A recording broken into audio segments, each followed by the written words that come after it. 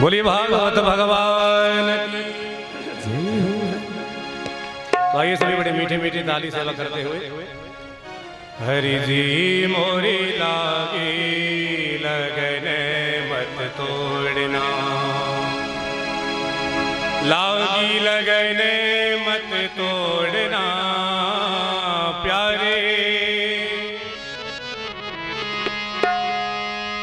हरि जी मोरी लागी लगन मत तोड़ना, हरि जी मोरी लागी। मीठी मीठी ताली सेवा करते सभी हरि बोल।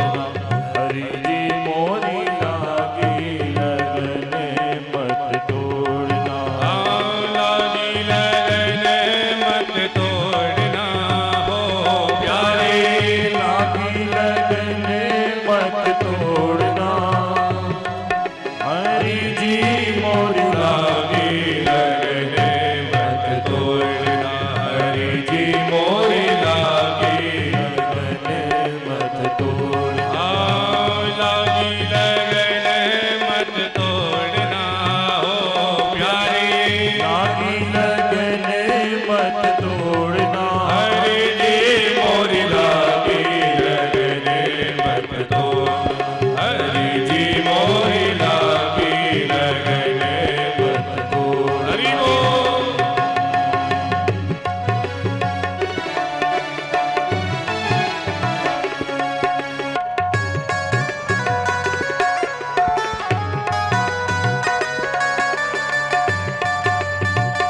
हरि बोल।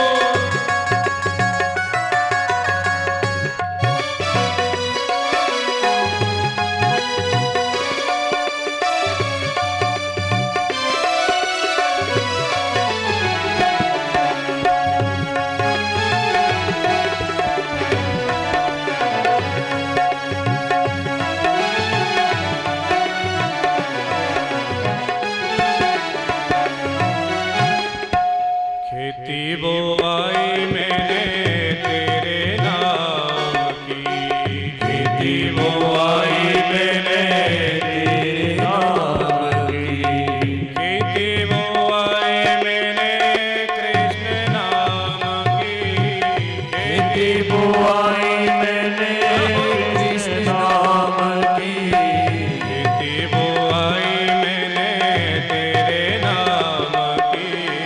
बोलिए सभी। बुआई मैंने जरा पीछे वाले भी दोनों हाथ उठा करके, मेरे भरोसे मत तोड़ना हो प्यारे, मेरे भरोसे मत छोड़ना, हरि जी मोरी लागी लगन मत तोड़ना, हरि जी मोरी लागी लगन मत तोड़ना, लागी लगन मत तोड़ना, हो प्यारे, लागी लगन मत तोड़ना, हरि जी मोरी लागी हो, मत तोड़ना, हरि जी मोरी लागी लगन।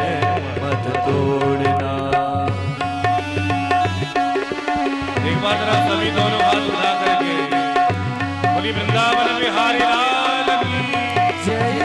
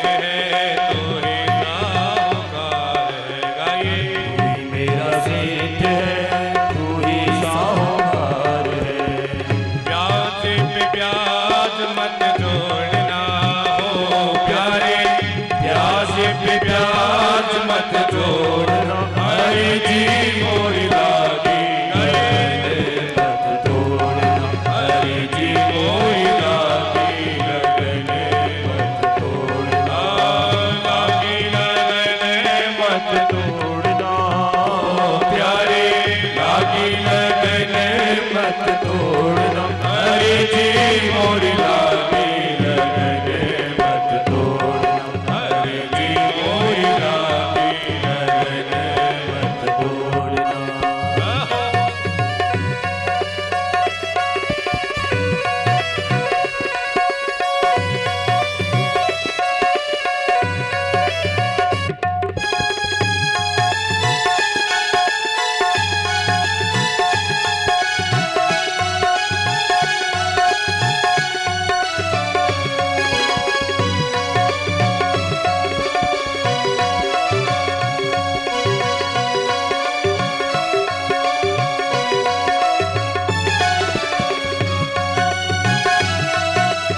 हरि बोल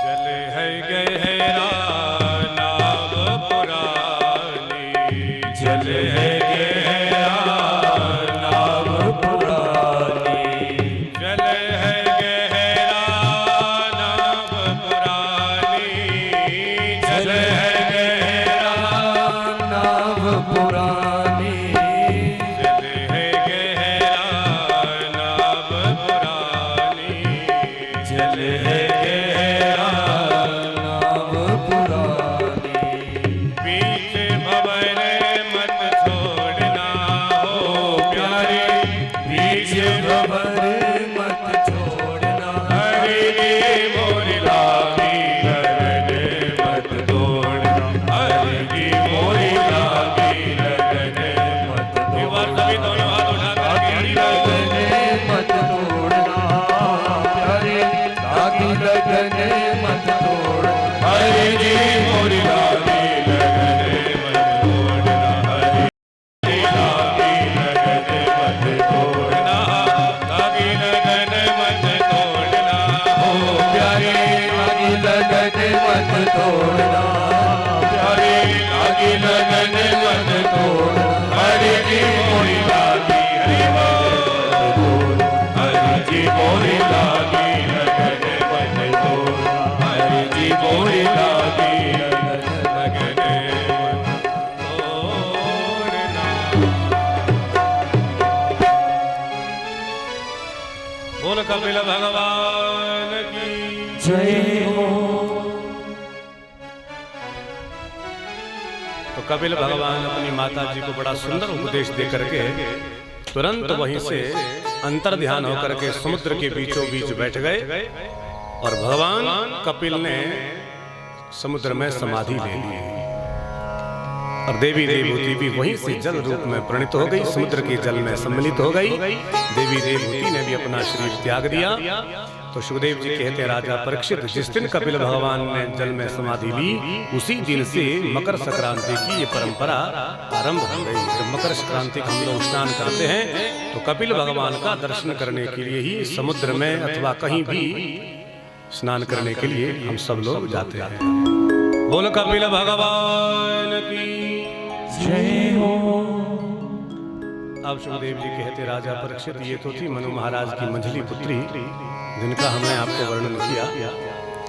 तो मनु महाराज की जो पहली बेटी हुई जिनका नाम आकुति हुआ। मनस्तो शतरूपायां तिस्र कन्यास्त जज्जिरे आकुतिर्देवहूतिश्च प्रसूतिरिति विश्रुतः। तो पहली कन्या हुई आकुति और आकुति का विवाह रुचि प्रजापति के साथ में हुआ और कालांतर में इनके घर में एक पुत्री ने जन्म लिया और इनके घर में भगवान यज्ञ नारायण के रूप में प्रकट हुए और जो यज्ञ नारायण भगवान आज भी बद्री विशाल में विराजमान है। बोल नर नारायण भगवान की जय हो। और तीसरी जो इनकी कन्या हुई जिनका नाम प्रसूति हुआ। प्रसूति का विवाह दक्ष प्रजापति के साथ में हुआ और कालांतर में इनके घर में 16 कन्याओं ने जन्म लिया, जिनमें से 13 कन्याएं धर्मराज को दे दी गई। धर्मराज के साथ इनका विवाह हुआ। तो इन 13 कन्याओं में से एक मूर्ति नाम की कन्या हुई, जिनके उदर से यज्ञ भगवान प्रकट हुए। बोले यज्ञ भगवान की जय हो। यज्ञ को भगवान विष्णु का ही स्वरूप माना जाता है। और सुखदेव जी बोले राजा परीक्षित, तो 13 पुत्रियों का विवाह तो धर्मराज के साथ में हुआ। 14वीं जो कन्या हुई जिसका नाम स्वाहा देवी, स्वाहा देवी का विवाह अग्निदेव के साथ में हुआ। जब भी देखो हम लोग हवन होम करते हैं, यज्ञ घर में करते हैं, तो अग्नि में जब आहुति डालते हैं तो स्वाहा कहते हैं। तो अग्निदेव की पत्नी है स्वाहा। 15वीं कन्या प्रसूति की। और 16वीं कन्या का नाम हुआ स्वधा देवी। तो स्वधा देवी का विवाह पितरों के साथ में हुआ। पितरों के लिए जब भी तर्पण आदि किया जाता है तो स्वधा कहा जाता है। और अंतिम जो 16वीं कन्या हुई जिनका नाम देवी सती हुआ। सती का विवाह भगवान शंकर के साथ में हुआ। और राजन, एक बार अपने पिता के यज्ञ में देवी सती गई तो वहीं पर अपने प्राण त्याग दिए, यज्ञ में भस्म हो गई।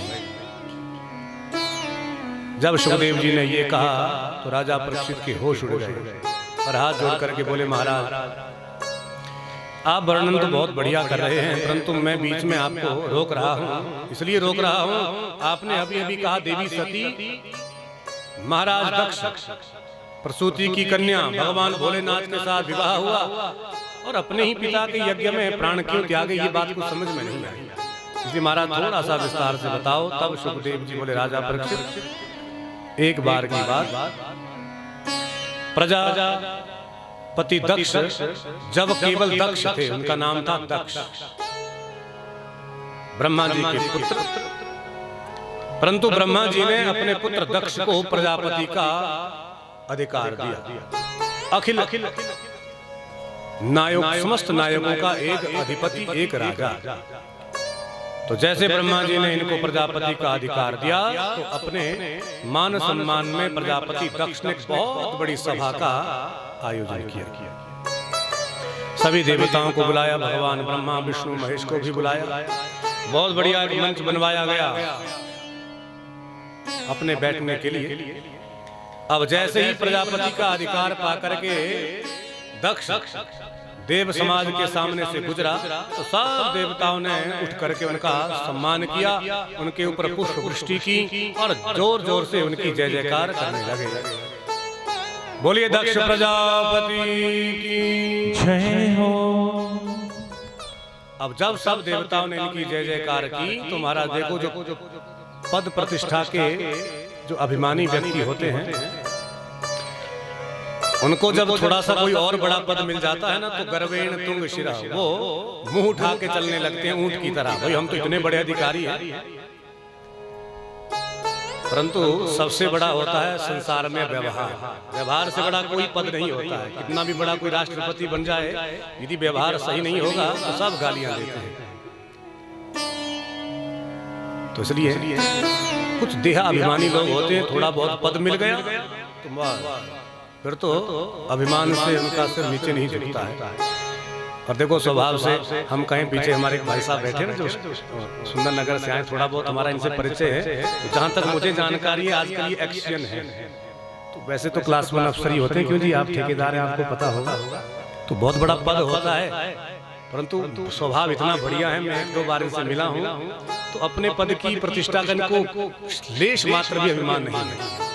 नहीं तो कुछ लोग एक पीएन की नौकरी करते हैं महाराज, फिर भी उनकी अकड़ देखो तो बात करने को राजी नहीं होते। तो कहने का मतलब यह है कि जो देह अभिमानी लोग होते हैं, थोड़ा सा मान प्रतिष्ठा का संसार में पद मिल जाए तो फिर वो नीचे जमीन पर नहीं देखते हैं।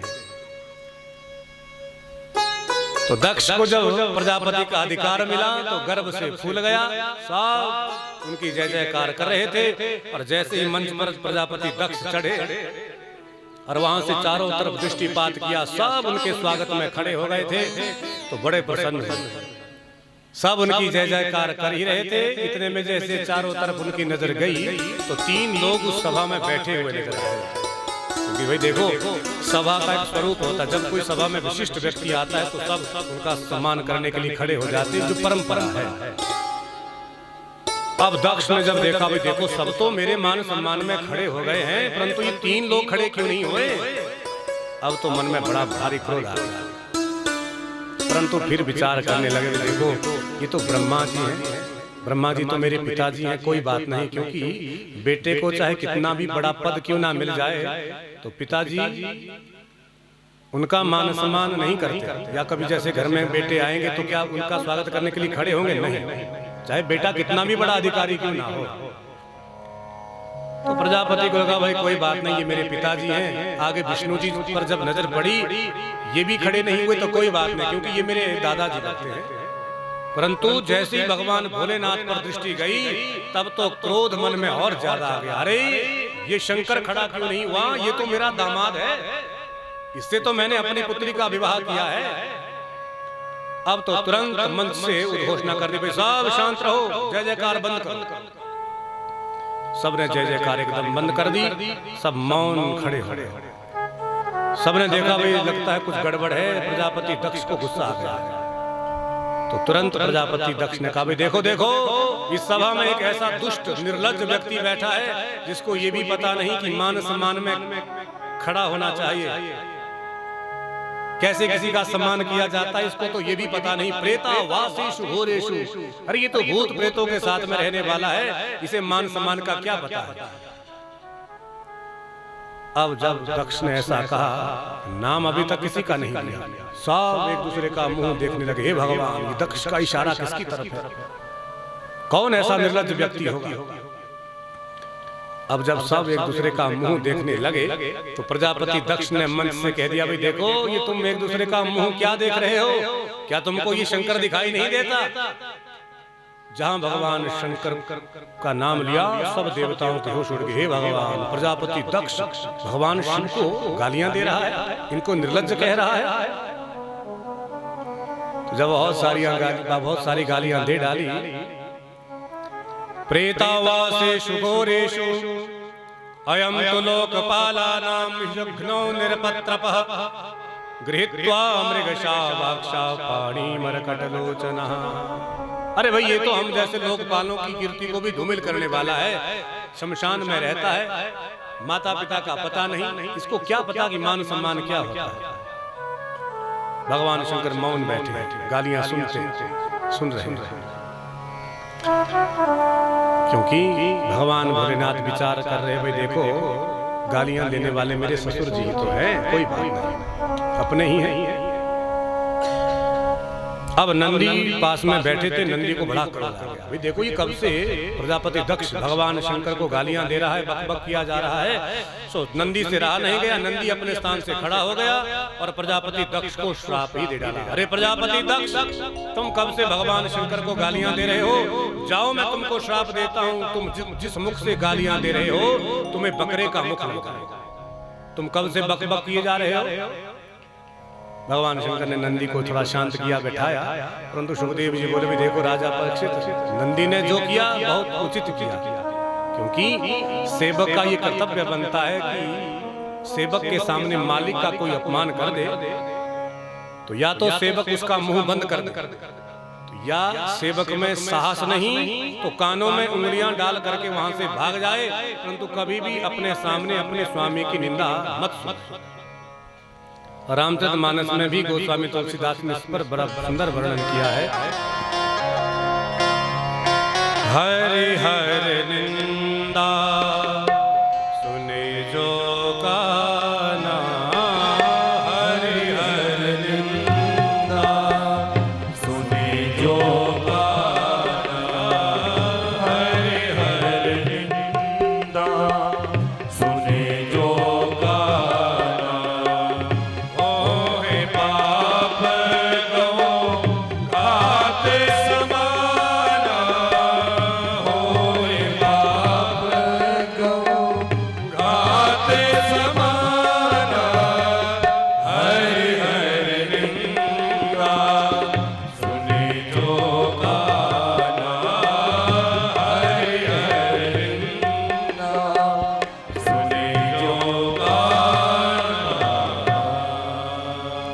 हरि हर निंदा सुने जो काना, हो है पाप गौ घात समाना। जो अपने सामने अपने मालिक की अपकीर्ति सुनता है उसको गौ हत्या का पातक लगता है।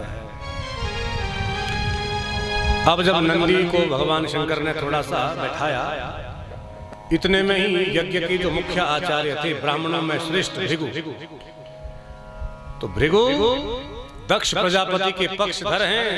भृगु अपने स्थान से खड़े हो गए और नंदी को श्राप दे दिया। अरे नंदी, तुम बीच में पड़ने वाले कौन होते हो? ये ससुर दामाद का बीच का मामला था, तुम कौन होते हो? इसलिए जाओ, मैं तुम सब शिव भक्तों को श्राप देता हूं, तुम सारे भगवान शिव के भक्त पाखंडी हो। नंदी को सुनकर के फिर क्रोध आया, नंदी खड़ा हो गया। अरे भृगु, तुम मुझे क्या श्राप दोगे? मैं तुमको श्राप देता हूँ, तुम जैसे भिखमंगे ब्राह्मण चाटुकार भिखमंगे हो जाएं बिल्कुल। भगवान शंकर को लगा भाई देखो ये स्वागत सभा हो रही है या श्राप सभा? अरे यहाँ पर तो एक के बाद एक श्राप दिए जा रहे हैं, इसलिए ऐसी जगह में रहना ही नहीं। तुरंत अपने गणों को समझाया और सबको लेकर के कैलाश पर्वत पर चले गए। परंतु देवी सती को ये वृतांत नहीं पता। अब समय बीतता गया, बहुत वर्षों के बाद दक्ष प्रजापति ने फिर से हरिद्वार कनखल क्षेत्र में एक यज्ञ किया, जिसमें संपूर्ण देवताओं को निमंत्रण दिया। सभी छोटे बड़े देवताओं को, ब्रह्मा जी को भी निमंत्रण दिया, भगवान विष्णु को भी निमंत्रण दिया, परंतु भगवान भोलेनाथ को निमंत्रण नहीं दिया। तो जैसे ही यज्ञ आरंभ हुआ, सारे देवता स्वर्ग से अपने विमानों में बैठ करके कैलाश पर्वत के ऊपर से हरिद्वार की तरफ जब जाने लगे, तो देवी सती के मन में संशय हो गया। हे भगवान, आज सुबह से ही सारे विमान न जाने कहाँ जा रहे हैं, देवता कहाँ जा रहे हैं हरिद्वार की तरफ, कोई कुंभ का पर्व भी नहीं है। तो अंत तो गत्वा विमान में बैठी हुई एक देवी से पूछ ही, अरे बहन बताओ कहाँ जा रही हो? तो विमान में बैठी हुई देवी ने कहा, अरे बहन सती, हम आपके पिताजी के घर जा रही हैं, क्या तुमको नहीं चलना? अरे बहन, तुम्हारे पिता के घर में बहुत बड़ा यज्ञ हो रहा है, हम सबको बुलाया है, हम सब वहीं जा रहे हैं, क्या तुमको नहीं जाना? अब जैसे देवी सती ने सुना तो होश उड़ गए। हे भगवान, मेरे पिता के घर में यज्ञ है और मुझे ही निमंत्रण नहीं दिया। तो तुरंत बात बदल दी। अरे देवी, मुझे पता है, तुम चलो, मैंने तो ऐसी हास परिहास तुमसे पूछ लिया, बस तुम पहुंचो, मैं अभी आई। अब सारे देवता तो यज्ञ में अपने अपने स्थान पर विराजमान हो गए, परंतु देवी सती विचार करने लगी, हे भगवान, पिता के घर में यज्ञ है और हमको बुलाया नहीं है, परंतु क्या करें, यज्ञ में तो जाना चाहिए। मेरे भोलेनाथ बिना निमंत्रण के जाने वाले नहीं हैं, परंतु फिर भी कोशिश करती हूँ, कोशिश करने वालों की कभी हार नहीं होती है। सो देवी सती भगवान भोलेनाथ के पास में गई। भोलेनाथ भगवान आंख बंद करके समाधि में बैठे हैं। तो देवी सती ने पहले भगवान के चरण दबाना आरंभ किया। बहुत समय तक चरणों की सेवा की, खूब। तो भगवान तो अंतर्यामी है, सब समझते हैं, जानते हैं देवी सती क्यों सेवा कर रही है। तो धीरे से भगवान ने मुस्कुराते हुए देवी सती से पूछा, देवी सती क्या बात है, आज कुछ बहुत ज्यादा सेवा हो रही है? तो देवी सती कहती, नहीं महाराज, हम पतिव्रताओं का तो धर्म ही है पति की सेवा करना। भगवान बोले, देवी वो तो हम भी समझते हैं, परंतु आज सेवा कुछ ज्यादा हो रही है, इसलिए बताओ क्या कारण है। तब देवी सती ने भगवान भोलेनाथ से कहा, प्रभु अब आपको क्या बताऊं, एक बड़ी मन में समस्या है, बताओ देवी क्या हुआ, हम आपकी समस्या का समाधान किए देते हैं, बताओ। तो देवी सती देखिए कितना सुंदर भाव व्यक्त कर रही हैं भगवान भोलेनाथ से। आप जरा शब्द शैली पर ध्यान देना, क्या कहती हैं देवी सती। प्रभु, प्रजापते ते श्वशुरस्य संप्रतम् निर्यापितो यज्ञमहोत्सवा किल वयं च तत्राभिसराममामते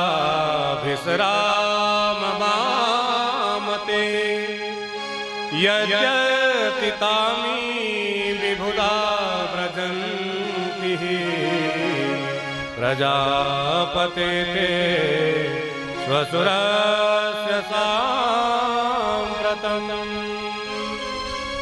हे भोलेनाथ, प्रजापति श्वशुरस्य सांप्रतम। स्वामी, आपके ससुर जी के घर में, प्रजापति दक्ष के घर में बहुत बड़ा यज्ञ हो रहा है। देखो कितनी विचित्र शैली है, क्योंकि जिस किसी महिला के, माता के मायके में कोई यज्ञ होगा तो क्या अपने पति से इस तरह से कहेगी भी आपके ससुर के घर में यज्ञ हो रहा है? नहीं, बड़े गर्व से कहेगी भी देखो हमारे मायके में भागवत कथा हो रही है, अब हमको उसमें जाना पड़ेगा। जैसे आप आई तो सब कहेंगे भाई हमारे मायके में हो रही है, नहीं कि भी आपके ससुराल में हो रही है। तो परंतु देवी सती आज अपने से ज्यादा अपने पति का संबंध प्रजापति दक्ष से स्थापित करवा रहे हैं। प्रजापते ते श्वशुरस्य सांप्रतम। तो आपके ससुर जो प्रजापति दक्ष हैं उनके घर में बहुत बड़ा यज्ञ हो रहा है। भगवान ने कहा अच्छा देवी यज्ञ हो रहा है तो समस्या क्या है? बोले महाराज समस्या ये है कि हम दोनों उस यज्ञ में हमको जाना चाहिए। भगवान बोले बिल्कुल, उसमें कोई समस्या की तो कोई बात ही नहीं है, हम दोनों चलेंगे। देवी सती कहती है महाराज समस्या ये है कि वहां से कोई निमंत्रण नहीं आया है। भगवान बोले अच्छा देवी तब तो बड़ी सचमुच समस्या है भाई, बिना निमंत्रण के हम जाने वाले नहीं हैं। देवी सती कहती है महाराज वो मेरे पिता हैं, मुझसे बहुत प्रेम करते हैं और मुझे पक्का विश्वास है उन्होंने निमंत्रण भेजा जरूर होगा, लेकिन वो पहुंचा नहीं। कई बार डाक थोड़ी लेट भी हो जाती है, गड़बड़ भी हो जाती है। और प्रभु हम दोनों उस यज्ञ में जाएंगे और जैसे ही हम दोनों को वो देखेंगे, यदि गलती से भूल भी गए होंगे तो मुझे पक्का विश्वास है कि मेरे पिताजी मुझसे 100 बार क्षमा मांगेंगे। श्री स्वामी चलो वयम तत्राभिसरामते, हम दोनों यज्ञ में चलते हैं। भगवान भोलेनाथ बोले देवी बिल्कुल नहीं, बिना निमंत्रण के हम तो जाने वाले नहीं हैं, क्योंकि मुझे पक्का विश्वास है जानबूझ करके हमारे ससुर जी ने हमको नहीं बुलाया। देवी सती बोली वाह, आपने यहाँ बैठे बैठे कैसे अंदाजा लगा दिया कि जानबूझ करके नहीं बुलाया। भगवान ने तब ना चाहते हुए भी वो पूर्व प्रसंग सती को सुनाया। भाई देखो सती, जब तुम्हारे पिता को प्रजापति का अधिकार दिया, हम यज्ञ में गए, बस हम उनके मान सम्मान में खड़े नहीं हो पाए। सो बदले में उन्होंने हमको सैकड़ों गालियां दी और हमारा वहां पर थोड़ा झगड़ा हो गया, हम वहां से रूठ करके आ गए। तो मुझे विश्वास है कि उसी झगड़े के कारण आपके पिताजी ने हमको नहीं बुलाया। देवी सती बोले अच्छा महाराज यदि ऐसा झगड़ा हुआ भी तो मुझे विश्वास है कि मेरे पिताजी कब के भूल गए होंगे। और दूसरी बात स्वामी, ठीक है झगड़ा हुआ तो यदि हम यज्ञ में जाएंगे तो झगड़ा समाप्त हो जाएगा। भाई किसी ना किसी पक्ष को तो झगड़ा समाप्त करने की पहल करनी पड़ेगी, नहीं तो समाज क्या कहेगा। भाई देखो प्रजापति दक्ष और शंकर का अभी तक समझौता नहीं हुआ। अरे स्वामी घर में 2 बर्तन होते हैं, खटकते रहते हैं, इसलिए चलो हम दोनों यज्ञ में चलते हैं। भगवान बोले देवी सती हम जानते हैं यदि हम यज्ञ में बिना बुलाए चले गए तब भी हमारा वहां पर कोई मान सम्मान होने वाला नहीं है। और देवी जहां किसी के आने से किसी को प्रसन्नता ना हो, ऐसी जगह में यदि ऊपर से सोने की वर्षा भी हो रही हो ना, तब भी ऐसी जगह में नहीं जाना चाहिए, क्योंकि आवत ही हर से नहीं, आवत ही हर से नहीं, नहीं सने, आवत ही हर से नहीं सने, तुलसी का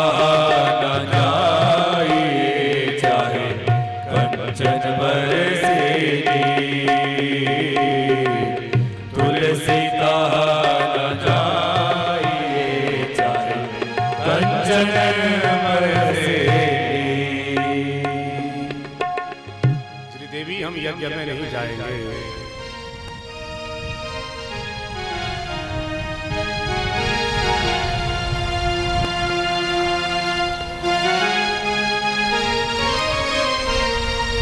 क्योंकि भगवान भोलेनाथ जानते हैं, इसीलिए देवी सती को रोक रहे हैं। और देवी सती एक न मानी। बोली महाराज वो मेरे पिता हैं, रहेंगे, मैं उनकी पुत्री हूँ और रहूँगा। मैं तो यज्ञ में जाऊंगी और मुझे विश्वास है मेरे पिता आपको भी यहाँ से मना करके ले जाएंगे। अब भगवान ने तो अपनी आंखें बंद कर ली। भाई देवी देखो, अब तुम्हारी जैसी इच्छा, तुमको यज्ञ में जाना हो तो जाओ, परंतु हम जाने वाले नहीं हैं। तो देखो भगवान देवी सती को भी इसलिए रोक रहे हैं क्योंकि भगवान जानते हैं कि देवी सती यदि यज्ञ में गई तो वहां पर हमारा अपमान सहन नहीं कर पाएगी और उसी यज्ञ में अपने प्राण त्याग देगी। तो भगवान उसी मृत्यु को टालने का प्रयास कर रहे हैं, देवी सती को समझा रहे हैं, रोक रहे हैं। परंतु अब भगवान भोलेनाथ को लगा भाई देखो हमने इतना प्रयास किया देवी सती को रोकने का, परंतु देवी सती यज्ञ में फिर भी जाना चाहती है। इसका मतलब होनी बड़ी बलवती मालूम होती है, होनी होकर के रहेगी। इसलिए व्यर्थ की शाखा बढ़ाने से क्या लाभ, इसलिए भगवान का भजन करो, जो होना है वो निश्चित होकर के ही रहेगा। होई सोही जो राम रचि राखा, होई सोही जो राम रचि राखा। को कर तरक बढ़ावै शाखा, को कर तरक बढ़ावै शाखा। होई सोही जो राम रचि राखा, होई सोही जो राम रचि राखा। अब होना वही है जो राम जी ने रच दिया है। भगवान ने आंखें बंद कर ली, देवी सती यज्ञ में चली गई, सब गण उनके साथ में चले गए। यज्ञ का स्वरूप बड़ा सुंदर, सब छोटे से छोटे देवताओं का स्थान बिल्कुल अलग, पूजा पाठ सबकी अलग अलग विधि विधान से हो रही है। देवी सती यज्ञ का स्वरूप देख करके बड़ी प्रसन्न है, परंतु भगवान भोलेनाथ का जब स्थान यज्ञ में नहीं देखा तो मन में बड़ा भारी क्रोध आया। और सती की बहनें भी इनको देख करके हंस रही हैं, देखो इसको निमंत्रण भी नहीं दिया फिर भी ये आ गया। परंतु जहां सती की माता ने देखा कि अरे मेरी बेटी बिन बुलाई चली आई, तो दौड़ करके माता गई और अपने हृदय से लगा लिया, क्योंकि मायके में जब तक माँ है तब तक मायका है। मायका और मायके का संबंध ही माँ से है, माँ है तो मायका है। देवी सती प्रसन्न हो गई, देखो माँ मुझसे बड़ी प्रसन्न है मुझे देख करके, अब मुझे किसी से कोई लेना देना नहीं। परंतु इतने में ही प्रजापति दक्ष अचानक उनके सामने आए और भोलेनाथ का जब स्थान देवी सती ने यज्ञ में नहीं देखा, मन में बड़ा भारी क्रोध आया। तो ना तो अपने पिताजी को प्रणाम किया, ना श्रीमान जी कहा, एकदम देवी सती ने पिताजी को गालियां देना आरंभ कर दिया। अरे प्रजापति दक्ष, तुम मद में इतने अंधे हो गए, तुमको प्रजापति का अधिकार क्या मिला? अरे तुम भगवान शंकर को बुलाना तुमने उचित नहीं समझा? अरे बुलाना तो छोड़ो, इतने बड़े यज्ञ में कहीं भगवान शंकर का कोई स्थान ही नहीं रखा। मेरे भोलेनाथ मुझसे ठीक कह रहे थे, देवी सती यज्ञ में मत जाओ, वहां पर आपका कोई मान सम्मान नहीं होगा। परंतु मैं तो फिर भी यज्ञ में चली आई। अब मैं वापिस यदि जाऊंगी तो वापिस पहुंचते ही मेरे भोलेनाथ मुझसे कहेंगे, आओ देवी सती, आओ दक्ष कुमारी, आओ दाक्षायणी देवी। और जब वो मुझे आपके नाम से पुकारेंगे, मुझे अपने आप से बड़ी घृणा होगी। इसलिए ना तो मैं वापिस जा सकती हूँ और ना ही तुम्हारे द्वारा दिए हुए इस शरीर को रख सकती हूँ। तो तुरंत उसी स्थान पर पद्मासन लगा करके बैठ गई, भगवान भोलेनाथ का ध्यान किया और अपने शरीर से दिव्य अग्नि प्रज्वलित की। और उसी यज्ञ में, उसी अग्नि में देवी सती ने अपने शरीर को दग्ध कर दिया, प्राण त्याग दिए। बोल शंकर भगवान की जय हो। जब सारे गणों ने देखा, हे भगवान अनर्थ हो गया, अरे हमारी माता जी मर गई, जल गई, इसे मारो, इन देवताओं को हम छोड़ेंगे नहीं। तो सुखदेव जी कहते, राजा परीक्षित वहां पर युद्ध आरंभ हुआ, परंतु देवताओं की संख्या बहुत ज्यादा थी। सो देवताओं ने मार पिटाई करके भगवान के गणों से वहां से भगाया। और जब तक भगवान शिव के गण कैलाश पर्वत पर पहुंचते उससे पहले ही देवऋषि नारद भगवान शंकर के पास पहुंचे और सारा वर्णन कर दिया। हे भोलेनाथ, प्रजापति दक्ष के यज्ञ में आपकी धर्मपत्नी ने अपने प्राण त्याग दिए, माता सती दग्ध हो गई। जहां नारद जी के मुख से भगवान शंकर ने समाचार सुना, भगवान शंकर को बड़ा क्रोध आया। भगवान शंकर ने अपने सिर से जटा उखाड़ी और पत्थर पर पटकी, उसमें से बड़ा भयानक वीर प्रकट हो गया। दोनों हाथ जोड़ करके भगवान भोलेनाथ उस वीर ने प्रणाम किया। प्रभु, हमारा प्रणाम स्वीकार कर। भगवान बोले, भो वीर भद्रम ते, तुम्हारा नाम है वीरभद्र, जाओ कनखल में प्रजापति दक्ष के यज्ञ में जाओ, यज्ञ का भी ध्वंस कर दो और प्रजापति दक्ष को भी मौत के घाट उतार दो। तब तो आज्ञा पाकर के तुरंत वीरभद्र वायु की गति से गए। मार्ग में भगवान शिव के गण मिल गए। जहां गणों ने देखा, अरे हमारे महाराज जी आ गए, चलो वापस यज्ञ में। तब तो वायु की गति से यज्ञ में पहुंचे। जब तक देवता लोग भागने का प्रयास करते, तब तक तो वीरभद्र ने सब देवताओं को बंदी बना करके उनका चित्रबद्ध कर दिया। और वीरभद्र ने सबसे पहले प्रजापति दक्ष को पकड़ा, जकड़ा और गर्दन मरोड़ करके गर्दन यज्ञ कुंड में स्वाहा कर दी। एक ही क्षण में पूरे यज्ञ का दृश्य ही बदल दिया। सुखदेव जी कहते हैं, उत्कृत्य रुद्र सत्तितो हसंक्राल दर्ष्टो जलदग्निमूर्ध्वजः कुंडेश्वमुत्रियन केचिर्दुवेद मेखला। सुखदेव जी वर्णन कर रहे हैं, राजन, भगवान शिव के जो गण हैं ना, भूत प्रेत हैं, तो भूत प्रेतों ने एक ही क्षण में पूरे यज्ञ को तहस नहस कर दिया। पूरा यज्ञ ही बदल दिया। जहां पर पाकशाला में बड़े बड़े भोजन के कुंड बन रहे थे, तो भूत प्रेत पाकशाला में घुस गए और बड़े बड़े उन कुंडों को उठा करके अपने ऊपर हर हर महादेव सब स्नान कर दिया। सारी भोजन सामग्री भी समाप्त कर दी। अब तो देवता लोग बंधे हुए एक कोने में हाथ जोड़ करके कांप रहे, हे भगवान, हमसे बहुत बड़ा अपराध हो गया। वीरभद्र ने नंदी से कहा, बताओ नंदी, किस किस देवता ने तुम्हारी पिटाई की? तो नंदी कहते, महाराज ये जो भृगु देवता है ना, यज्ञ के आचार्य ब्राह्मण, उनकी बड़ी लंबी दाढ़ी है, सफेद। महाराज जब हमारी पिटाई हो रही थी तो ये खूब मुस्कुराते हुए अपनी दाढ़ी पर हाथ फेर रहे थे। अच्छा, तो क्या करूं? बोले महाराज इनकी दाढ़ी निकाल दो। तो वीरभद्र ने दाढ़ी को खींचा, एक झटका दिया और सारी की सारी दाढ़ी निकाल दी। और बताओ? बोले महाराज ये जो पूषा देवता है ना, जब हमारी पिटाई हो रही थी तो ये खूब दांत निकाल करके हंस रहे थे। सो वीरभद्र ने एक मुक्का मारा, सो 32 के 32 पेट में किसी की आंखें निकाल दी। तो सबका यहाँ पर चित्रबद्ध किया।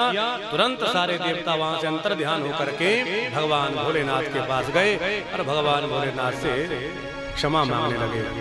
हे भोलेनाथ, हमको क्षमा करो, हमसे बहुत बड़ा अपराध हो गया। भगवान तो रुष्ट होकर के समाधि में बैठे हैं। तो सारे देवताओं ने बड़े दिव्य स्तुति करके भगवान भोलेनाथ को जगाया। क्या कहते हैं देवता लोग? आइए, भगवान भोलेनाथ का प्रसंग आया तो हम भी भगवान भोलेनाथ के चरणों में थोड़ी हाजिरी लगाएं सभी बड़े भाव से। बोलो उमापति महादेव की जय हो। भोलेनाथ से निराला कोई और नहीं, कोई और नहीं, कोई और नहीं, कोई और नहीं, कोई और नहीं। भोलेनाथ से निराला कोई और नहीं। ताली से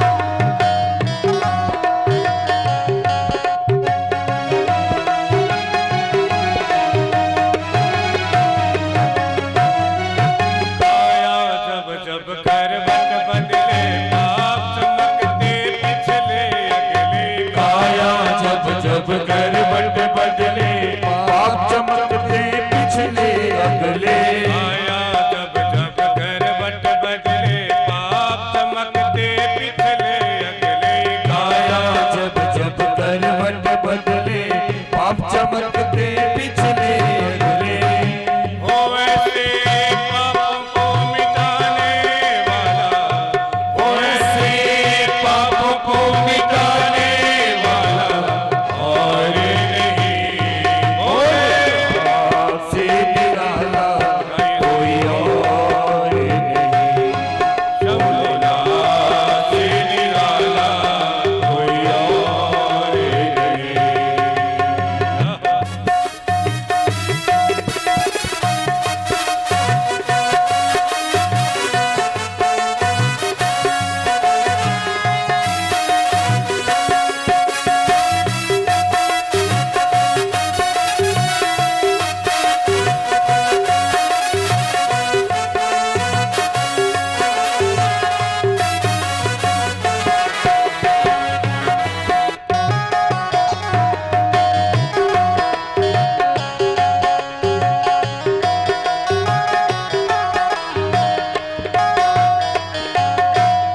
जो कोई इनके द्वारे जाए उसके सारे पाप कट जाए जो कोई इनके द्वारे जाए उसके सारे पाप कट जाए जो कोई इनके द्वारे जाए उसके सारे पाप कट जाए जो कोई इनके द्वारे जाए उसके सारे पाप कट जाए हो ऐसे पापों को मिटाने वाला वो ऐसे पापों को मिटाने वाला और नहीं बोले आपसे निराला कोई और नहीं बोले आपसे निराला कोई और नहीं कोई और नहीं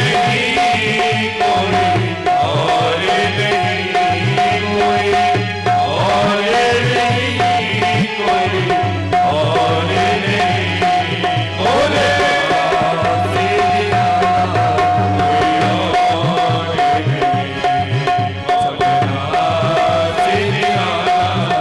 कोई और नहीं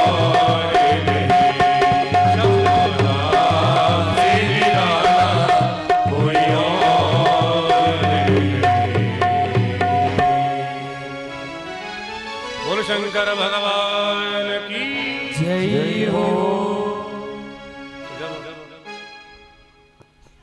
देवताओं ने भगवान की बड़ी दिव्य स्तुति की। तो भगवान शंकर का तो नाम ही है क्षणे रुष्टा क्षणे तुष्टा रुष्टा तुष्टा क्षणे क्षणे। भगवान बहुत जल्दी रुष्ट भी हो जाते हैं और बहुत ही जल्दी मान भी जाते हैं। भगवान शंकर बोले भाई देवताओं क्या बात है, क्या हुआ? सारे देवताओं ने एक स्वर में कहा महाराज हमसे बहुत बड़ा अपराध हो गया, हमको क्षमा कर दो, हम आगे से ऐसा अपराध नहीं करेंगे। जिस यज्ञ में आप नहीं जाएंगे हम वहां बिल्कुल भी नहीं जाएंगे। भगवान शंकर बोले भाई देखो देवताओं, अब यदि तुमको पश्चाताप हो चुका है तो जाओ, हमने तुमको क्षमा किया। सारे देवता एक स्वर में बोले नहीं नहीं प्रभु हम ऐसे नहीं मानेंगे। भगवान बोले तो क्या करें? देवता बोले महाराज पहले चल करके उस यज्ञ को सफल करो जिस यज्ञ का आपके गणों ने वीरभद्र ने विध्वंस कर दिया। चलो महाराज जब तक वो यज्ञ सफल नहीं होगा तब तक हम अपने आप को क्षमस्व नहीं मानेंगे कि आपने हमको क्षमा नहीं की।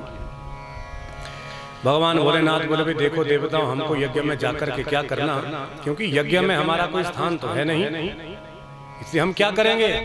तो सारे देवताओं ने फिर हाथ जोड़ करके कहा महाराज हम सब आज से प्रतिज्ञा करते हैं कि जितने भी संसार में जहां भी यज्ञ होंगे और उन यज्ञ में जो भी शेष सामग्री बचेगी वो सब सामग्री आपका ही भाई भाई। भगवान शंकर को लगा भाई जो मिल जाए वो ठीक। भगवान बोले अच्छा यदि ऐसी बात है तो चलो कनखल क्षेत्र में उस यज्ञ को सफल करें। तो सारे देवताओं के साथ भगवान कनखल में आए। तो भगवान भोलेनाथ ने सबसे पहले देवताओं से कहा भाई देवताओं यजमान को लाओ, सबसे पहले पूर्णाहुति करनी है। क्योंकि जब तक पूर्णाहुति नहीं होती तब तक यज्ञ सफल नहीं माना जाता। तो देवता बोले महाराज देखो यजमान का धड़ तो ये बड़ा है और सिर आपके गण वीरभद्र ने यज्ञ कुंड में सुहा कर दिया, इसलिए यजमान को कहां से ला। तो भोलेनाथ भगवान को अपने ससुर की दुर्दशा देख करके बड़ी हंसी आई और देवताओं से कहा जाओ देवताओं किसी भी जीव का सिर इनमें जोड़ दो, ये जीवित हो जाएगा। तो पुराणांतर्गत प्रसंग आता है कि दक्ष प्रजापति के धड़ में देवताओं ने बकरे का मुख जोड़ा, तो जैसे ही सिर जोड़ा एकदम दक्ष खड़े हो गए, उनमें प्राणवायु का संचार हो गया। तो सबसे पहले भगवान भोलेनाथ ने अपने ससुर जी के हाथों से यज्ञ में पूर्णाहुति डाली और यज्ञ को सफल कर दिया। बोलो यज्ञ भगवान की जय हो। तो उसी समय वहां पर भगवान लक्ष्मी नारायण ब्रह्मा जी प्रकट हुए।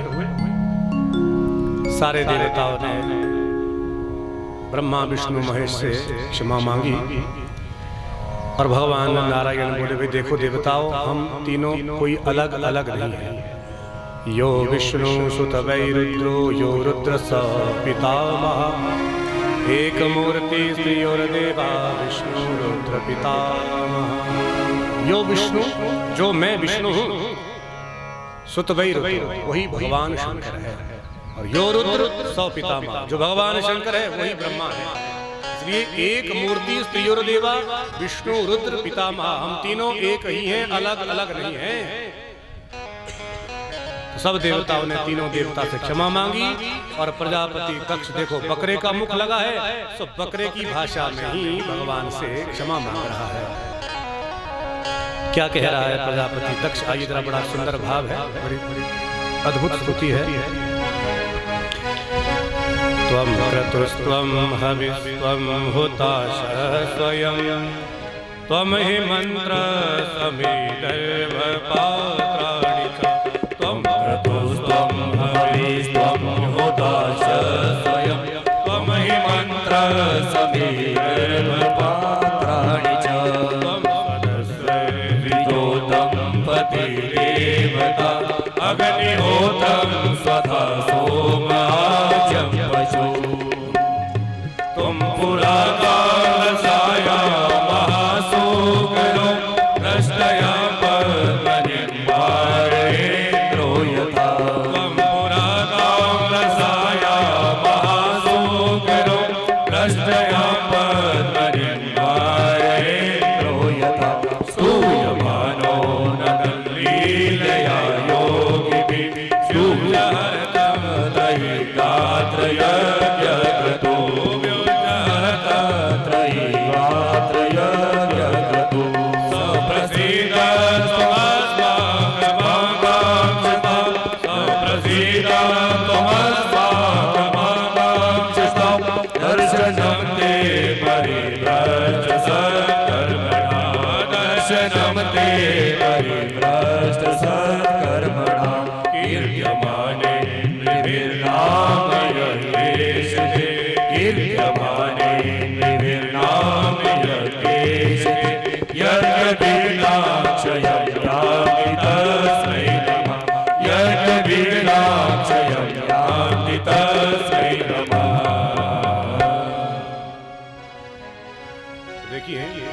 बकरे का मुख है तो बकरे की भाषा में ही बकबक करते हुए भगवान शंकर की यज्ञ भगवान की स्तुति कर रहे हैं।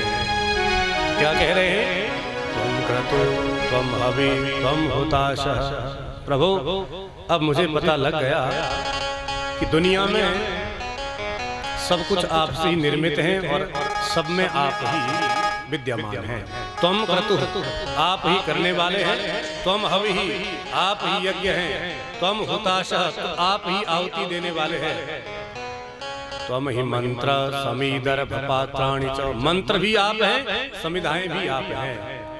सोम आज्यम पशु चरु भी आप ही हैं, यज्ञ में जो आहुति के रूप में पड़ता है, और यज्ञ के जो पशु हैं वो भी आप ही हैं।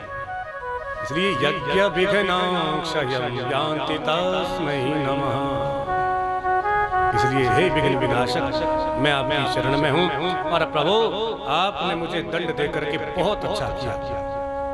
क्योंकि देखो बड़ा सुंदर भाव है, क्या कह रहे हैं प्रजापति दक्ष, प्रभु आपने मुझे अपना माना तभी तो आपने मुझे दंड दिया। क्योंकि जिसको हम अपना मानते हैं ना, उसी को ही दंड देने का अधिकार रखते हैं। किसी ऐसे ही राह चलते व्यक्ति को ना तो हम गाली गलौज कर सकते हैं ना मार सकते हैं। मान लीजिए जैसे आप अपने गली मोहल्ले में कहीं जा रहे हो ऐसे ही भ्रमण करने के लिए, और अचानक आपको कहीं गांव में गली मोहल्ले में अपने गांव के कुछ बच्चे नजर आए खेलते हुए, परंतु वो थोड़ा उदंडता कर रहे हों, बड़ी शरारत कर रहे हों, तो उनकी शरारतों को देख करके मन करता है कि भाई इनको एक आधा थप्पड़ लगा दिया जाए। परंतु फिर हम लोग सोचते हैं भाई हमको क्या लेना देना, ना जाने किसके बच्चे होंगे, हम क्यों चक्कर में पड़े। परंतु अचानक उनमें कोई अपना ही बेटा नजर आ जाए तो मन में बड़ा भारी क्रोध आएगा और दौड़ करके हम जाएंगे, उसे एक आधा लगा भी लेंगे, क्योंकि उसे हम अपना मानते हैं। तो प्रजापति दक्ष भी कहता है प्रभु आपने मुझे अपना माना तभी तो आपने मुझे दंड दिया। और दूसरी बात, जिसको हम प्रेम करते हैं उसी को ही दंडित करने का भी हम अधिकार रखते हैं। जैसे एक ग्वाला दिन भर अपनी गायों को पशुओं को जंगल में चराता है, और जंगल में कोई हिंसक जानवर उन गायों पर आक्रमण कर दे तो ग्वाला अपने प्राण की बाजी लगा करके भी गौ माता की पशुओं की रक्षा करता है। परंतु यदि घर ले जाते समय वो गाय किसी के खेत में घुस जाए ना तो डंडा भी मार देता है।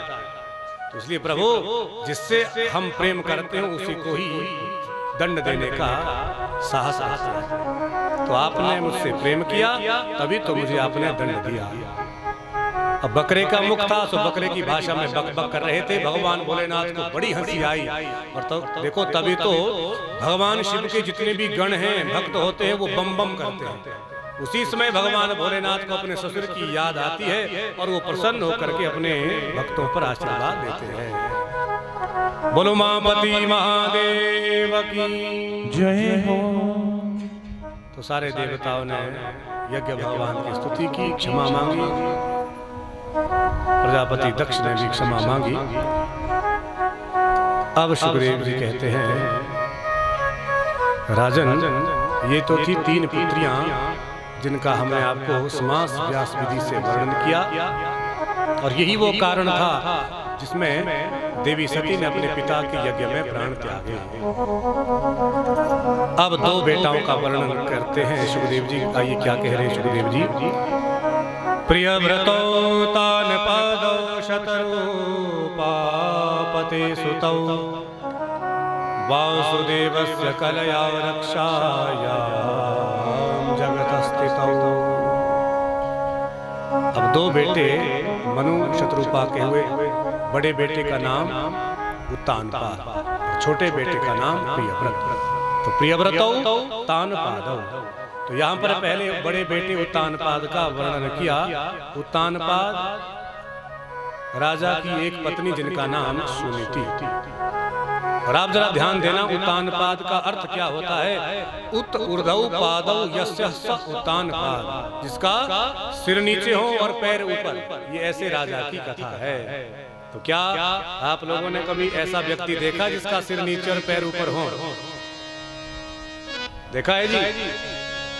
देखा नहीं है, परंतु देखो ये किसी एक आधे राजा की कथा नहीं है, ये हम सब की कथा है। हम सब उत्तानपाद हैं।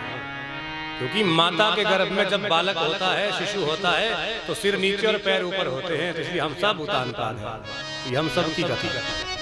तो ऐसे ही एक उत्तानपाद राजा की पत्नी जिसका नाम सुनीति, बिल्कुल सुंदर और भगवान की बड़ी भक्त, सुष्ठु नित्रियस्य स सुनीति, भगवान की बड़ी भक्त, परंतु घर में कोई संतान नहीं थी। एक दिन की बात, राजा शिकार खेलने गए, बहुत दूर तक निकल गए। वहां पर दूसरे राजा की कन्या को देखा, तो पत्नी बना करके अपने महल में लाए। और जब रहने लगे महल में, तो एक दिन छोटी रानी ने, जिनका नाम सुरुचि है, सुरुचि ने कहा भाई देखो महाराज, अब आपकी 2 रानियां हो गई हैं, परंतु इसलिए अब आप निर्णय कर लो कि महल में किसको रखना है, छोटी या बड़ी। तो राजा उत्तानपाद छोटी से ज्यादा प्रेम करते थे, उनसे ज्यादा मोह था। सो बड़ी रानी को महल से बाहर एक कुटिया बनाई, उसमें सुनीति रहने लगी। समय बीता, एक दिन एक दासी ने खबर दी, महाराज बधाई हो, आप पिता बनने वाले हैं, आपकी बड़ी रानी गर्भवती है। महाराज बड़े प्रसन्न हुए। 3 महीने और बीते, एक सूचना और मिली, महाराज बधाई हो, छोटी रानी भी गर्भवती है। भगवान का ध्यान करते हुए प्रियव्रत उतानपाद विचार करने लगे। और देखो पहले तो एक रानी थी, एक भी बेटा नहीं था, अब रानियां भी 2-2 हैं और दोनों गर्भवती हैं। भगवान जब देते हैं छप्पर फाड़ के देते हैं। तो समय बीतता गया, परंतु सुखदेव जी कहते राजा परीक्षित, सुनीति 9 महीने तक भगवान का भजन पूजन करती गई, सत्संग में जाती गई, और फलस्वरूप उस भजन का, पूजन का, सत्संग का ऐसा गुण बालक में आया कि जन्म से ही बालक भगवान का बड़ा भक्त। तो 9 महीने बाद जब बालक ने जन्म लिया तो बालक का नाम ध्रुव रखा। बोल ध्रुव जी महाराज की। 3 महीने बाद दूसरी रानी ने भी बालक को जन्म दिया, उस बालक का नाम उत्तम रखा। दोनों बालक धीरे धीरे बड़े होते गए। एक बार की बात, जब दोनों बालक लगभग 5 वर्ष की आयु के हो गए तो सुखदेव जी बोले, राजन, राजा उत्तानपाद अपने आसन पर बैठे थे और दोनों बालक सामने खेल रहे थे। सो खेल ही खेल में छोटी रानी का बेटा उत्तम दौड़ करके आया और अपने पिता की गोद में बैठ गया। तो ध्रुव ने सोचा, भी देखो मेरा छोटा भाई पिताजी की गोद में चढ़ गया, तो आप जरा ध्यान देना, जिन घरों में 2 छोटे छोटे बच्चे हों तो उनमें बड़ी प्रतिस्पर्धाएं होती है। यदि छोटे को आप खिलौना ला करके दोगे तो बड़ा भी रोने लगेगा। तो ध्रुव जी भी दौड़ करके आए और जैसे ही पिता की गोद में चढ़ने का प्रयास किया तो देखो सुरुचि मां ने पकड़ लिया। एकदा सुरुचि पुत्रं कमारोप्य लालयन् उत्तमं नारुरुक्षन्तं ध्रुवं राज्याभ्यनन्दतः। सुरुचि मां ने ध्रुव को जब रोका, बेटा तुम कहाँ जा रहे हो? ध्रुव जी बोले, माताजी मैं पिताजी की गोद में बैठने जा रहा हूँ, मेरा छोटा भैया भी तो बैठा है। तो देखो सुरुचि कितनी अद्भुत बात कहती है, बड़ी बड़ी बेढंगी बात। तो सुरुचि कहती है, बेटा बालोऽसि बात्मात्मानं अन्य स्त्री गर्भ संभृतः नूनं वेद भवान् यस्य दुर्लभे अर्थे मनोरथः। बेटा ध्रुव, तुम्हारा इतना बड़ा भाग्य नहीं कि तुम अपने पिता की गोद में बैठ सको। ध्रुव जी बोले, क्यों मां, क्या ये मेरे पिता नहीं है? तो देखो सुरुचि कहती है, बेटा ये तुम्हारे पिता तो हैं, परंतु मैं तुम्हारी माता नहीं हूं। और यदि तुमको अपने पिता की गोद में बैठना है ना, तो जाओ पहले जंगल में जाकर के परम पिता परमेश्वर भगवान की आराधना करो, और जब भगवान प्रकट होंगे तो उनसे कहना कि प्रभु मेरा जन्म सुरुचि मां के गर्भ से हो, और जब तुम्हारा जन्म मेरे गर्भ से होगा तभी तुम अपने पिता की गोद में बैठने के अधिकारी बनोगे, इसलिए जाओ। तो देखो सुरुचि मां ने आज अपने गर्भ को भगवान से भी ऊंचा दर्जा दे दिया। पहले भगवान की आराधना करो, फिर मेरे गर्भ में तुम आओ। अब तो ऐसे कड़वे वचन सुन करके ध्रुव जी जोर जोर से रोने लगे और रोते रोते अपनी माता जी के पास में गए। सुनीति मां ने पूछा, बेटा क्या हुआ, क्यों रो रहे हो?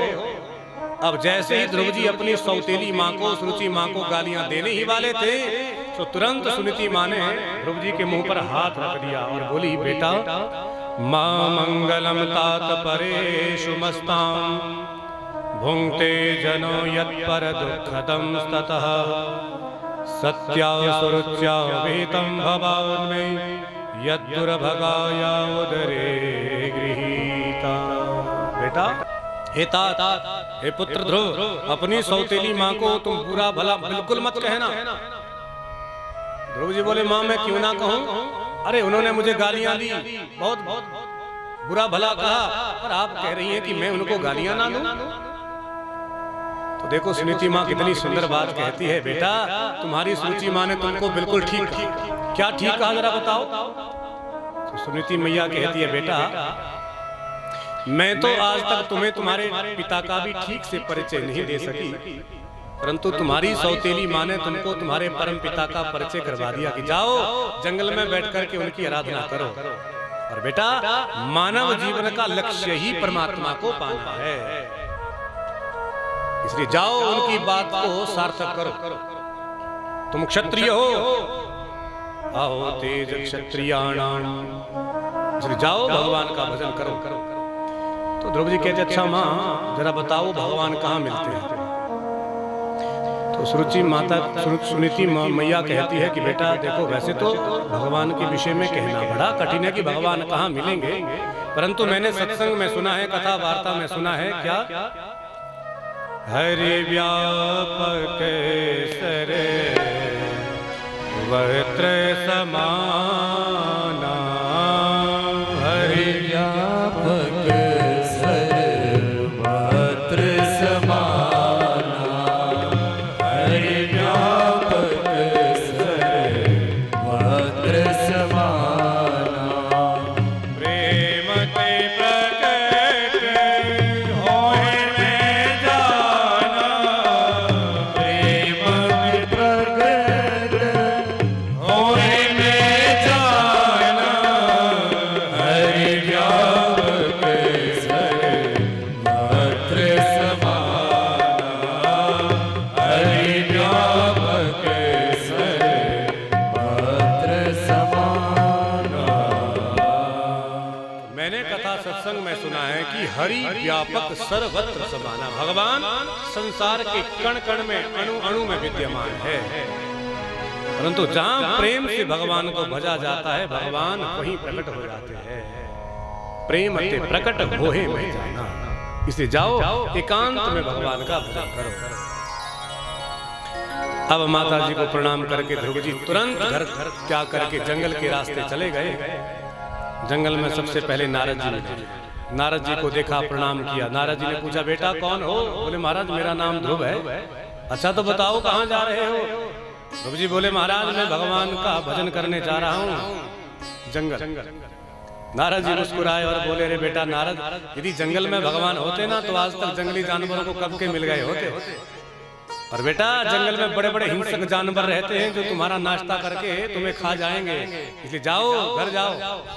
और तुम अभी बालक हो, तुम्हारे खेलने कूदने के दिन हैं, जाओ मौज मस्ती करो। तो ध्रुव जी देखो कितनी सुंदर बात कह रहे हैं, प्रभु आप मुझे बहुत सुंदर ज्ञान उपदेश दे रहे हैं, परंतु जरा मुझे एक बात बताओ महाराज, यदि कोई स्त्री महिला छननी लेकर के गाय दुहने बैठ जाए तो क्या उसमें दूध टिकेगा? बोले नहीं टिकेगा। तो महाराज उसी प्रकार आप के मुख से जो ये ज्ञान का अमृत निकल रहा है, ये है तो अमृत, परंतु मेरा जो हृदय है ना, मेरी सुरुचि माँ के वचनों से इतना छिन्न भिन्न हो गया है, इसमें हजारों छिद्र हो गए हैं, इसलिए इसमें ये अमृत आपका नहीं ठहर रहा। मैं तो केवल एक ही बात जानता हूँ कि जंगल में जाकर के भगवान का भजन करूंगा, बस। नारद जी हैरान हो गए, देखो 5 वर्ष का बालक है, परंतु क्षत्रियों का बल देखो कि 5 वर्ष की आयु में भी भगवान को प्रकट करने का साहस रखता है। तो अहो तेज क्षत्रियाणाम, ये क्षत्रियों का तेज। नारद जी बोले बेटा तथास्तु, जाओ हमारा आशीर्वाद है, 6 महीने में ही तुमको भगवान मिलेंगे। और एक मंत्र दे दिया, बेटा जाओ सीधा श्रीधाम वृंदावन, वहां बैठ करके भजन भगवान का करो, इस मंत्र का जप करो, 6 महीने में भगवान तुमको मिलेंगे। नारद जी अंतर ध्यान हुए, ध्रुव जी महाराज श्रीधाम वृंदावन गए और नारद जी के द्वारा दिए हुए मंत्र का बैठ करके जप करने लगे। 12 मंत्र नारद जी ने दिया, ओम नमो भगवते वासुदेवाय। अब देखो भजन करने का तरीका। कई बार पता क्या होता है, हम जैसे लोग कभी कहीं किसी सत्संग में चले जाते हैं,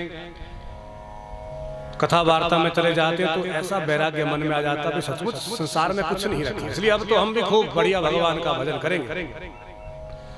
और इतने में कहीं नवरात्रे आए तो भाई अब तो हम 9 दिन भोजन नहीं करेंगे, हम तो उपवास लेंगे माता जी का भजन करने के लिए। तो क्या होता है, एक दिन व्रत किया, दूसरे दिन किया, तीसरे दिन किया, और चौथे दिन समाचार मिला कि श्रीमान जी को हॉस्पिटल में एडमिट करना पड़ा, बीपी शुगर कई प्रकार की बीमारियां। तो कहने का मतलब यह है कि भजन करने का भी एक तरीका है। भगवान का भजन एकदम नहीं होता है, धीरे धीरे, क्योंकि धीरे धीरे रे मना धीरे सब कुछ होए। तो देखो ध्रुव जी प्रमाण दे रहे हैं, 6 महीने का आशीर्वचन लेकर के आए हैं। तो पहले महीने जब भजन कर रहे हैं तो भजन करने का तरीका क्या है? एक समय शाम को भोजन करते हैं और सारा दिन बैठ करके भजन करते हैं। जिन्हें भी हम बिल्कुल अब निराहार लेकर के कुछ भी नहीं खाएंगे और भगवान का भजन करेंगे ना। एक समय शाम को भोजन करते हैं और सारा दिन बैठ करके भगवान का भजन करते हैं। 1 महीना जब बीता, दूसरा महीना जब लगा तो भोजन त्याग दिया।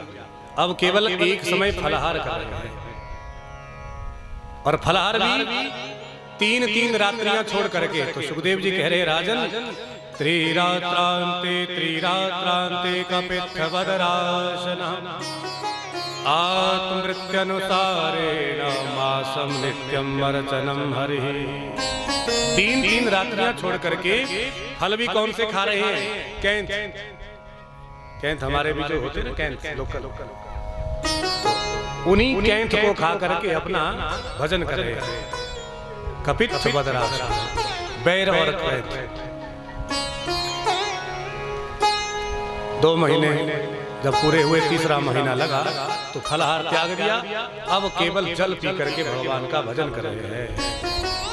3 महीने बीते, चौथा महीना लगा, देखो अन्न भी त्याग दिया, फल भी त्याग दिए और जल भी त्याग दिया।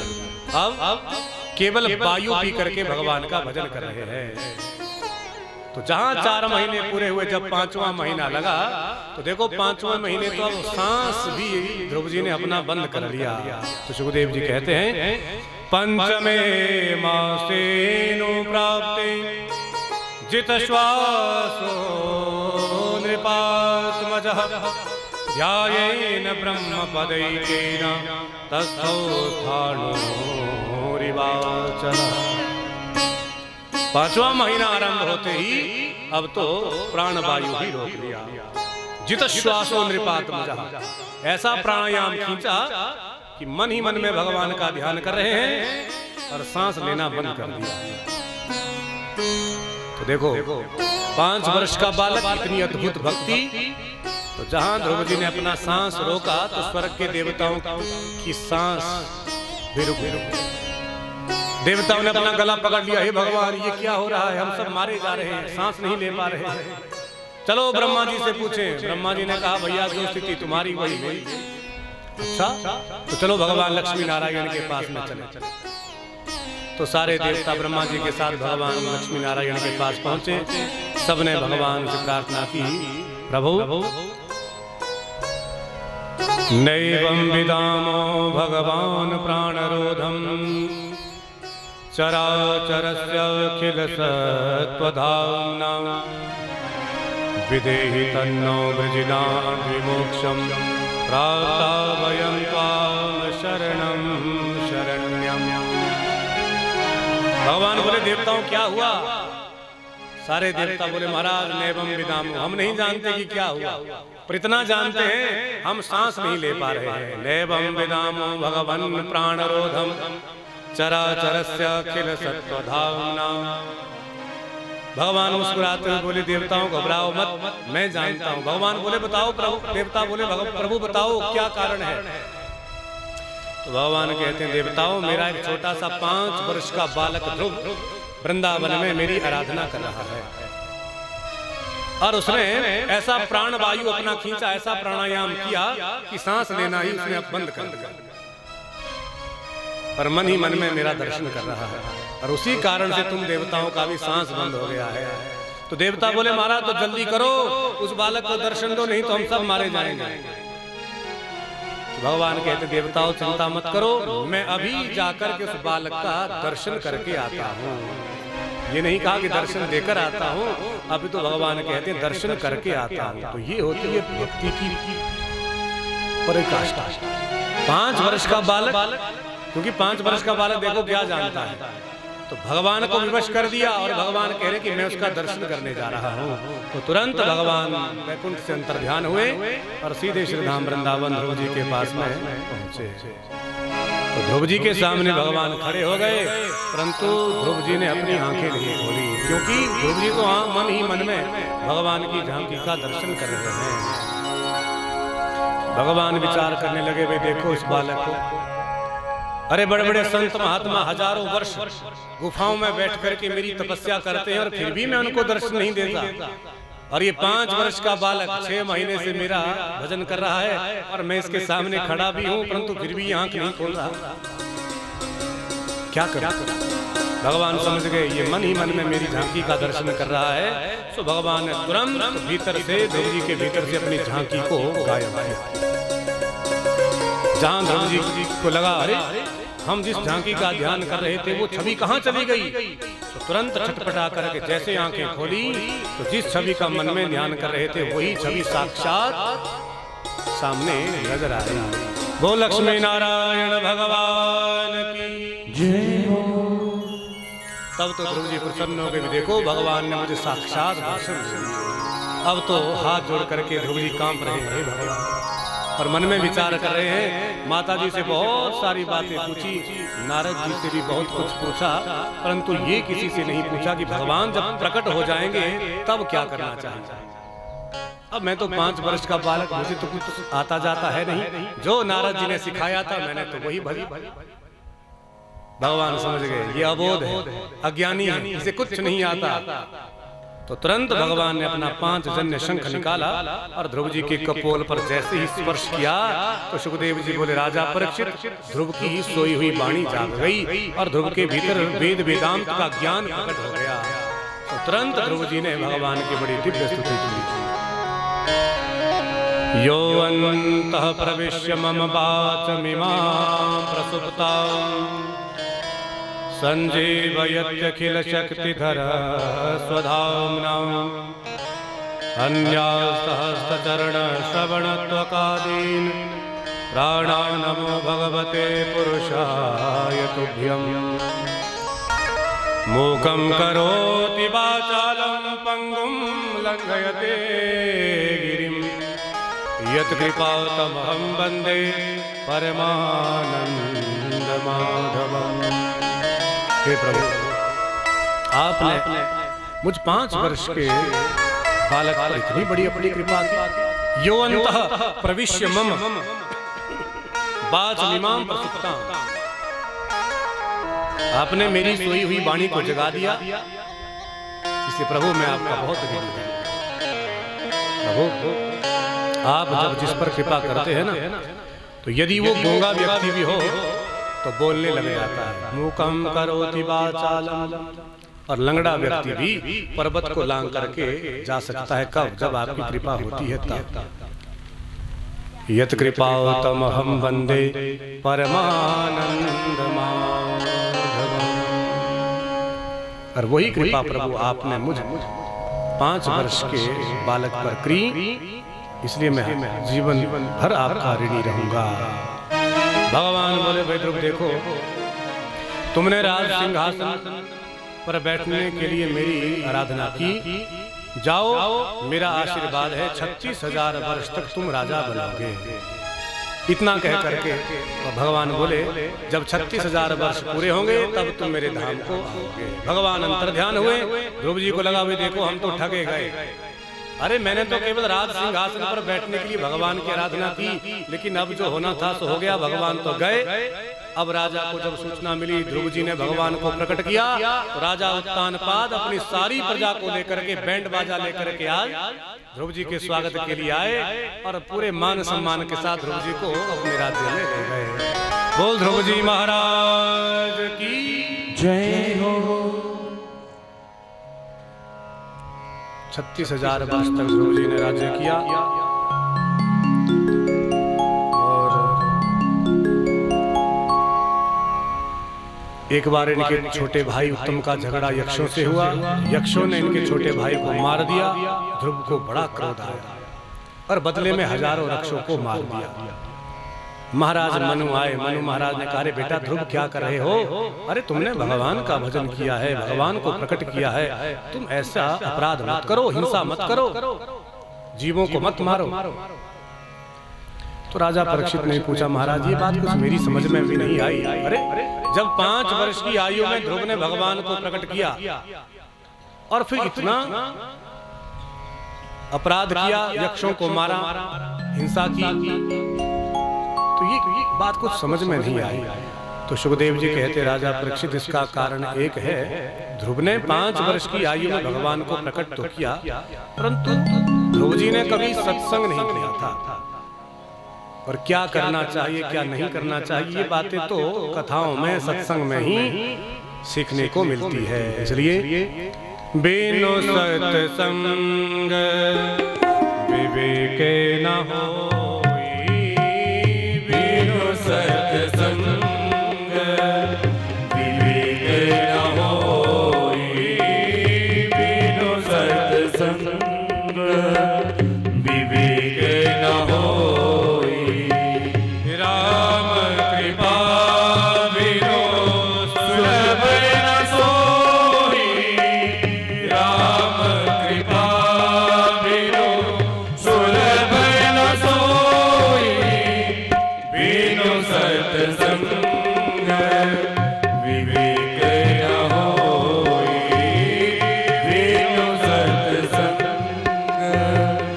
विवेक न होई। सत्संग के बिना विवेक की उत्पत्ति नहीं होती है।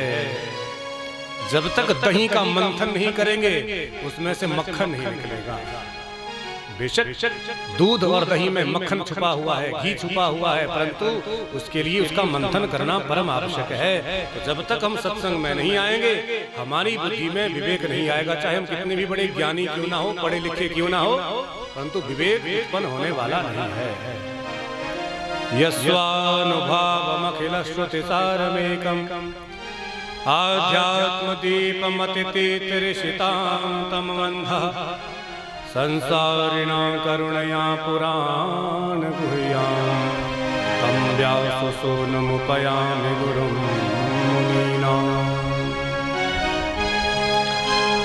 तो 36,000 वर्ष राज्य करने के बाद भगवान ने बैकुंठ से अपने 4 पार्षद भेजे और कहा कि जाओ ध्रुव जी को सम्मान सहित विमान में बैठ करके हमारे धाम ले आओ। पार्षद आए, ध्रुव जी से बोले, महाराज भगवान का आदेश है कि आपको याद किया है, चलो बैकुंठ, आपका समय पूरा हुआ। ध्रुव जी प्रसन्न हो गए, भाई देखो हमारे 36,000 वर्ष पूरे हो गए। तो आप जरा ध्यान देना एक बात, ध्रुव जी 5 वर्ष के हैं। प्रहलाद जी की कथा भागवत में कल आएगी। प्रहलाद जी भी 5 वर्ष के थे और दोनों ने भगवान की आराधना की, परंतु अंतर क्या है, ध्रुव जी की इच्छा राज सिंहासन पर बैठने की थी, तो भगवान ने 36,000 वर्ष तक उनको राज्य का सुख प्रदान किया। परंतु प्रहलाद जी महाराज ने भगवान से कुछ मांगा नहीं, कोई इनके मन में इच्छा थी ही नहीं। तो भगवान ने प्रहलाद जी को एक मनवंतर का राज्य दिया। तो एक मनवंतर का मतलब होता है जिसमें 71 बार 4 युग बीत जाते हैं। तो कहाँ 36,000 वर्ष और कहाँ 71 बार 4 युग बीत जाए, तो कितनी बड़ी बात। तो कहते हैं कि बिन मांगे मोती मिले, मांगे मिले ना भीख। तो भगवान तो जगत के आधार है, जगत के सृजनहार है। भगवान अपनी इच्छा से जो देना चाहे भगवान जाने वो क्या दे दे। और हम लोग यदि मांग करके करें तो मांगने पर भी कई बार हमको भगवान नहीं देते। तो ध्रुव जी बड़े प्रसन्न हुए और तुरंत विमान में जैसे ही चढ़ने लगे तो सामने से एक देवी जी आई, महाराज क्षमा करना, थोड़ा रुक लीजिए। ध्रुव जी बोले, क्यों, क्या हुआ? बोले, महाराज ये मृत्यु लोक है, यहाँ से कोई भी सशरीर बैकुंठ नहीं जा सकता, मरना ही पड़ेगा। इसलिए महाराज मेरा नाम मृत्यु देवी है, मेरा थोड़ा सा स्पर्श कर लो। तो ध्रुव जी ने मृत्यु देवी को बुलाया, आओ देवी पास आओ, और अपने पास बुला करके बैठाया। तो सुखदेव जी कहते हैं, मृत्यो मूर्धनम पद्म दत्वा आरुरोहाद भूतम गृहम्। ध्रुव जी महाराज ने मृत्यु देवी के सिर के ऊपर पैर रखा और विमान में चढ़ गए। तो देखो कौन संसार में ऐसा भाग्यशाली होगा कि मृत्यु देवी भी सिर झुकाए खड़ी है। और ध्रुव जी ने मृत्यु के ऊपर पैर रख करके विमान में चढ़े और बैकुंठ जाने लगे। इसलिए कहते हैं ना, आया है सो जाएगा राजा रंग फकीर, कोई सिंहासन चढ़ चला कोई बंधा जंजीर। कर्मों की गति बड़ी विचित्र है। हम जैसा कर्म करेंगे वैसा ही हमको फल भोगना पड़ेगा, ये पक्की बात है। अच्छे कर्म करेंगे तो भगवान के पार्षद भी ले जाएंगे, परंतु बुरे कर्म करेंगे तो यम के दूत जंजीरों में जकट करके घसीटते हुए नरकों में ले जाएंगे। अब ध्रुव जी जब जाने लगे तो ध्रुव जी को ध्यान आया, हे भगवान, अरे मेरी मां तो नीचे ही रह गई। तो पार्षदों ने पूछा, ध्रुव जी क्या हुआ, कुछ नाराज लग रहे हो? बोले भैया एक बहुत बड़ी समस्या हो गई, मेरी माता जी नीचे ही रह गई, इसलिए मैं माता जी के बिना जाने वाला नहीं। तो पार्षद बोले, महाराज ध्रुव जी चिंता मत करो, वो देखो आगे आगे एक और विमान जा रहा है, इसमें आपकी माता जी ही जा रही हैं। तब तो बड़े प्रसन्न हुए। बोलो भक्त वत्सल भगवान की जय हो। आइए महाराज, स्वागत है आपका भी। देखो हमारे काकू भैया और हमारे बड़े आदरणीय गुप्ता जी, तीसरे का नाम मुझे याद नहीं आ रहा है, परंतु ब्राह्मण देवता, आपका बहुत बहुत स्वागत। देर सवेर ही सही परंतु आए तो सही, सहज पके सो मीठा। तो आप सबका बहुत स्वागत है, थोड़ा आगे आ जाए तो अच्छा लगेगा।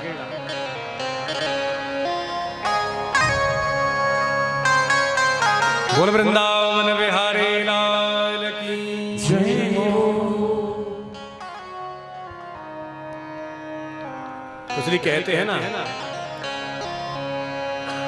जिंदगी में हजारों का मेला लगा, हंस जब जब उड़ा तब अकेला उड़ा। ताली सेवा करते सभी बड़े भाव से गाएंगे। जिंदगी में हजारों का मेला लगा, हंस जब जब उड़ा तब अकेला। हंस जब जब उड़ा तब अकेला उड़ा, हंस जब जब उड़ा तब अकेला उड़ा, हंस जब जब उड़ा तब अकेला उड़ा, हंस जब जब उड़ा तब अकेला उड़ा, हंस जब जब उड़ा तब अकेला उड़ा। ओ जिंदगी में हजारों का मेला लगा, गाइए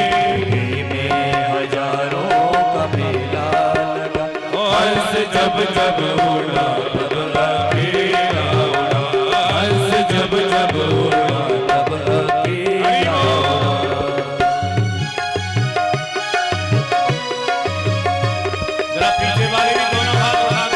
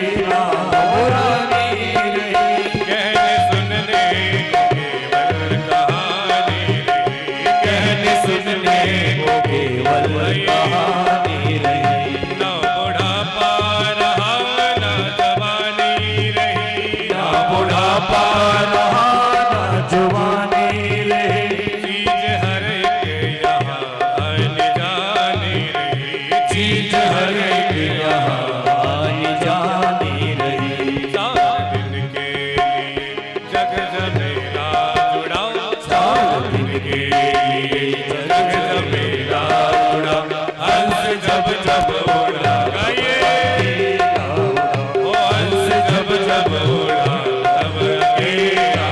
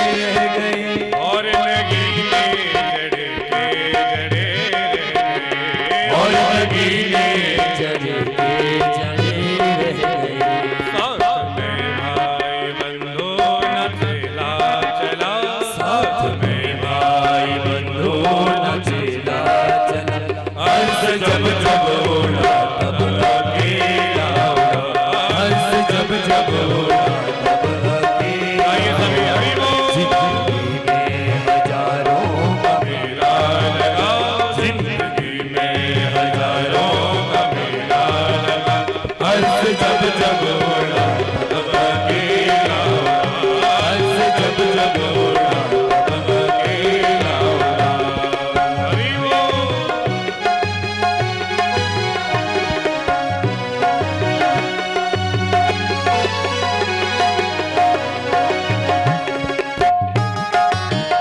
एक बार जरा सभी दोनों हाथ उठा करके बोलिए, वृंदावन बिहारी लाल की। जय हो।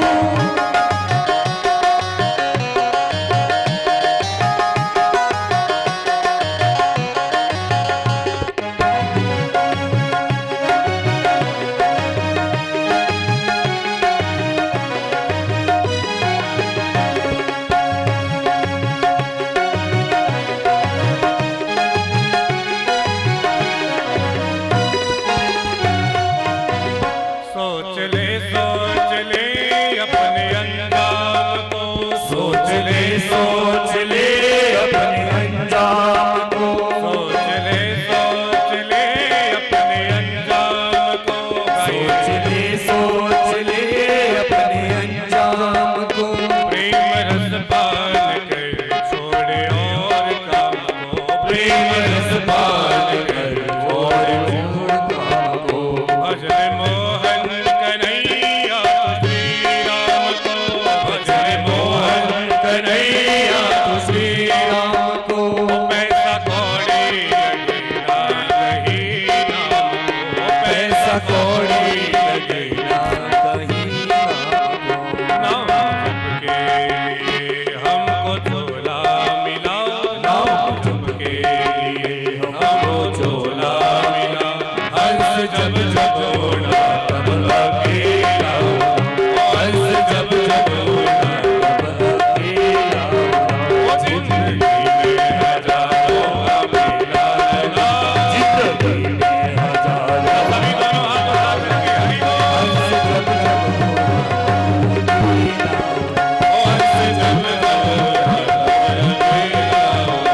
हंस जब जब उड़ा तब अकेला उड़ा, हंस जब जब उड़ा तब अकेला उड़ा, हंस जब जब उड़ा तब अकेला उड़ा, हंस जब जब उड़ा तब अकेला उड़ा, हंस जब जब उड़ा तब अकेला उड़ा, हंस जब जब उड़ा तब अकेला उड़ा, हंस जब जब उड़ा तब अकेला उड़ा। जिंदगी में हजारों का मेला लगा, हजारों का हंस जब जब उड़ा तब अकेला उड़ा, हंस जब जब उड़ा तब अकेला उड़ा, हंस जब जब उड़ा तब अकेला उड़ा, हंस जब जब उड़ा तब अकेला उड़ा, हंस जब जब उड़ा तब